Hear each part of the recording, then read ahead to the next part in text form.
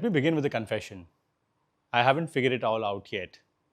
In fact, most days I'm still learning, still making sense of what matters and what doesn't. But maybe that's the reason why I'm here. Not to share a finished story, but to talk about what changed when I stopped trying to win at life and started focusing on how to live it with more intention. I'm here to talk about a mental model that changed my life. Life isn't a ladder, it's a landscape. So let me ask you a question.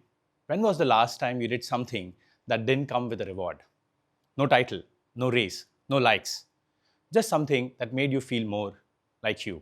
It was June 2019. I had just come out of an appraisal conversation at Amazon. A strong review, promotion. I was now heading brand category marketing for Amazon India. At 36, I was leading marketing for one of the most admired brands in the world, Amazon.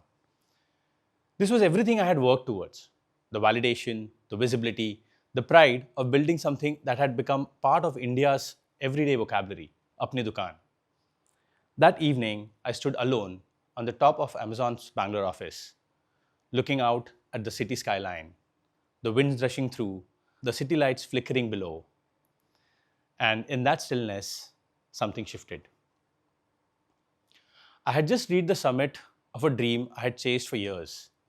And yet, instead of joy, what I felt was hollow. It wasn't burnout. It wasn't imposter syndrome.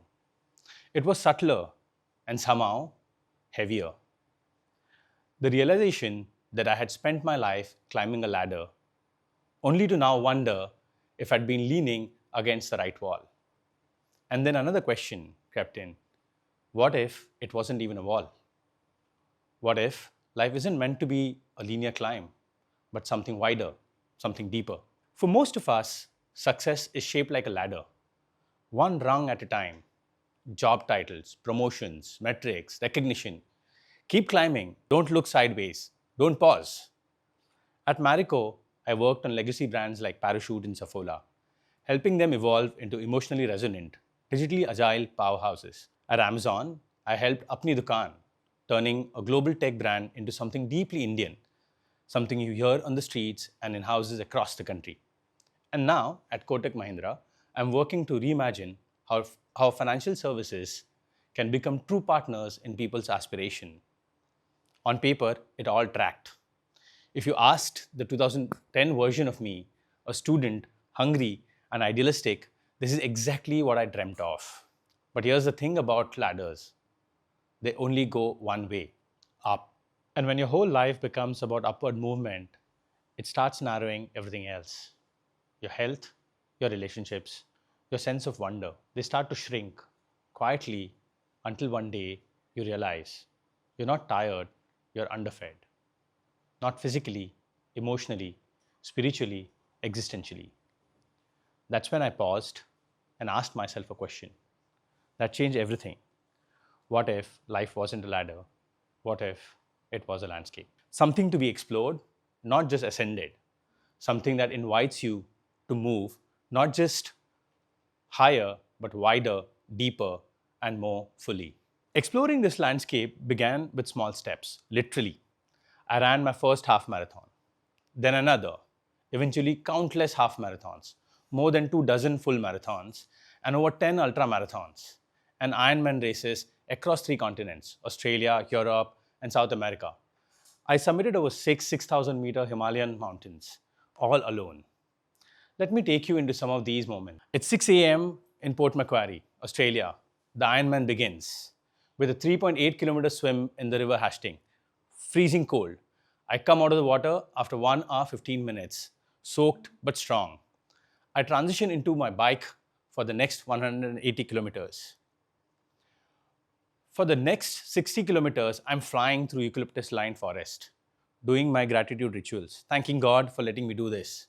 And suddenly, whoosh, both tires go flat. Panic. I'm all alone. No one in sight. I lose 90 minutes fixing the punctures. My buffer time evaporates. I won't make the interim cutoff. I could quit.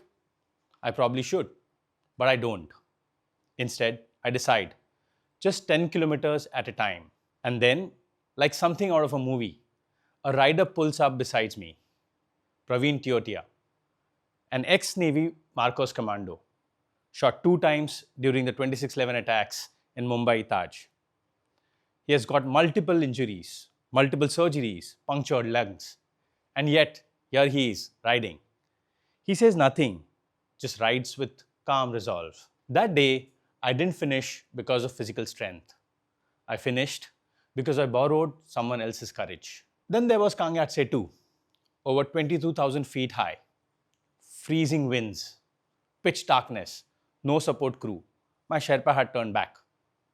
A pack of wolves howled in the distance, my legs trembling. I was completely alone, and everything rational inside me said, turn back. And yet, in that moment, I tapped into something deeper, not ambition, but emotion. I remembered my son's laughter, my wife's belief in me, my mother and my sister's love towards me, the warmth of family moments. That emotional energy, not adrenaline, carried me upwards. One labored breath at a time, I made it to the summit. And sometimes the summit isn't meant to be reached. Here I was on Unam, an easier peak compared to most others that I had done. I was just about 100 meters from the top, but the conditions turned treacherous. I paused and chose to turn back. That decision didn't feel like failure, it felt like strength, the strength to walk away with respect for the mountains and for myself. Then came Vipassana, 10 days of silence in Bodh Gaya, the place where Lord Buddha got enlightenment. No talking, no reading, no writing, just 14 hours of meditation a day. For someone wired for movement and momentum, it was brutal. By day 3, I was restless.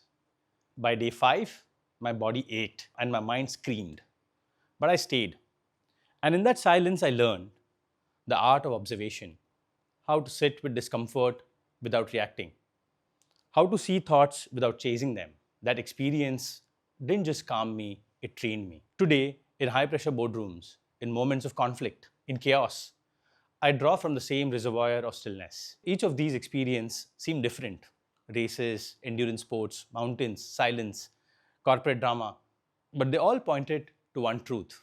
We grow not through one big transformation, but through many small, sustained deposits in multiple dimensions that make us. They weren't escapes from work or life, they are training grounds for it. And they led me to what I discovered next. What I discovered through all this is something simple but powerful. Identity doesn't grow in a straight line, it compounds like interest. With every conscious deposit into different parts of yourself, you build depth, not just direction. And over time, I began to live by a model, not perfectly, but with intention. I call it the compounding identity model. It's built on 4 dimensions: professional, who you are at work, not just what you do, but what you think, lead, and challenge what's broken. Physical, your body as your base, not for vanity or medals, but as a reservoir of stamina, discipline, and movement. Emotional, your inner climate, the capacity to feel, to recover, to relate with others and yourself. Spiritual, not religion, but your compass, the deeper why that gives you the meaning to every what you pursue. These aren't silos, they are strands of the same thread. When one strengthens, the other rises. When one weakens, the whole system feels it. I didn't stumble onto this model one day in a flash of insight. I built it, habit by habit, stretch by stretch, not from reading books, but by living the friction between what I was and who I wanted to become. There are a few tools that help me stay course. The 5 a.m. window, not for hustle, but for silence. Before the inbox, before the noise, there's a sliver of space where I run, I journal, and I simply sit. That's when clarity slips in, unannounced and unmistakable. One daily deposit. Every day, I try to feed just one part of my identity: a deep conversation, a hard workout, a quiet truth. Small inputs, large dividends. Resilience rituals. I call it the comfort crisis. I schedule discomfort, long runs in the rain, high altitude treks, solo retreats, not to test my limit, but to expand them. Stretch is the antidote for stagnation. Recovery as a strategy. For most, recovery is about a reward, but for me, it's a rhythm. Rest, reflection, time with family. These aren't breaks from growth, they're where growth breathes. The 10-kilometer lens. From Ironman to life, when the whole race feels overwhelming, I focus on the next 10 kilometers. It applies to everything: campaigns, decisions, even grief. Shrinking the frame makes space for progress. None of these are complex, but practiced with intention, they do what compounding always does: turns ordinary choices into extraordinary returns. This isn't about quitting your jobs or finishing an Ironman. It's something deeper. What if success wasn't just about rising higher, but becoming fuller?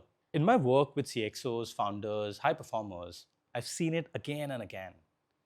People with packed calendars, sharp minds, and empty hearts.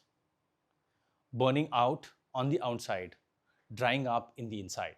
The compounding identity model isn't a hack. It's a slow, powerful rewiring. But once you start making deposits across dimension, something shifts. You stop chasing approvals. You start building alignments. Imagine organizations where leaders bring their whole selves, families where joy isn't an afterthought, teams where ambition and empathy can breathe together. This isn't idealism, it's design, and it's entirely possible. So here's an invitation to everyone. Your identity isn't your resume, it's your rituals. Your success isn't your title, it's your truth. And your life, it's not a ladder, it's a landscape. So walk it, explore it, paint it. Make one small conscious deposit today into the person you want to become tomorrow. Because the most extraordinary lives aren't achieved, they're cultivated. And they all begin with one quiet act of belief: I'm still becoming. Thank you.